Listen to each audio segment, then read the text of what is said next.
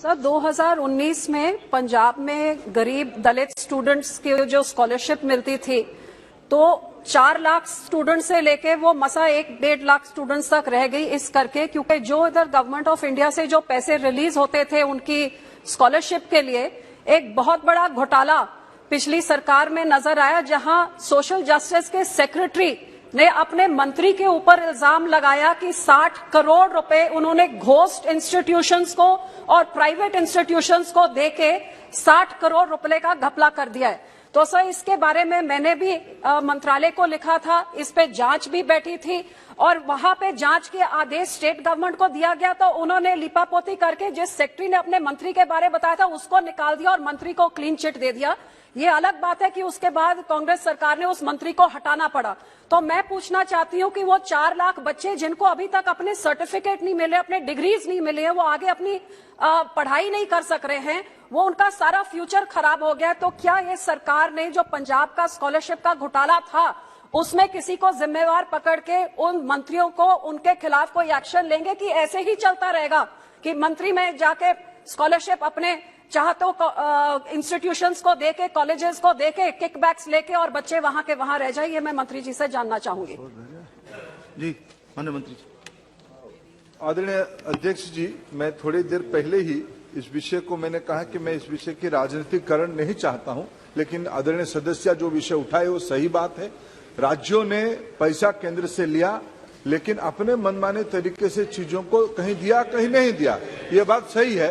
लेकिन ये इसकी इंक्वायरी वगैरह, इसकी कार्रवाई वगैरह संबंधित राज्य सरकार के विषय मैं आदरणीय सदस्य का इस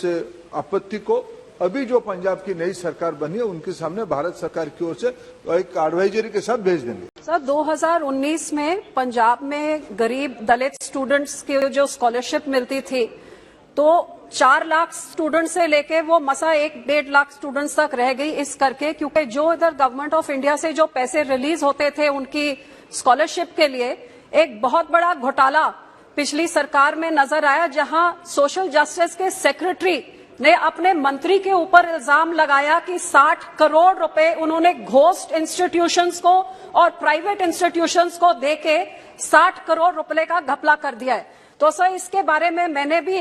मंत्रालय को लिखा था, इस पे जांच भी बैठी थी और वहां पे जांच के आदेश स्टेट गवर्नमेंट को दिया गया तो उन्होंने लिपापोती करके जिस सेक्रेटरी ने अपने मंत्री के बारे में बताया था उसको निकाल दिया और मंत्री को क्लीन चिट दे दिया। ये अलग बात है कि उसके बाद कांग्रेस सरकार ने उस मंत्री को हटाना पड़ा। तो मैं पूछना चाहती हूं कि वो 4 लाख बच्चे जिनको अभी तक अपने सर्टिफिकेट नहीं मिले, अपने डिग्रीज नहीं मिले हैं, वो आगे अपनी पढ़ाई नहीं कर सक रहे हैं, वो उनका सारा फ्यूचर खराब हो गया। तो क्या ये सरकार ने जो पंजाब का स्कॉलरशिप का घोटाला था उसमें किसी को जिम्मेवार पकड़ के उन मंत्रियों को उनके खिलाफ कोई एक्शन लेंगे कि ऐसे ही चलता रहेगा कि मंत्री में जाके स्कॉलरशिप अपने चाहतों को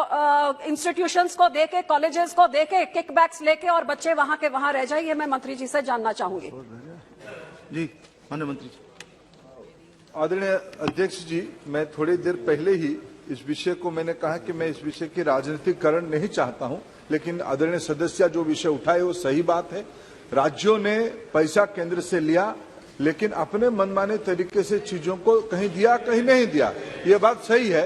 लेकिन ये इसकी इंक्वायरी वगैरह, इसकी कार्रवाई वगैरह संबंधित राज्य सरकार के विषय मैं आदरणीय सदस्य का इस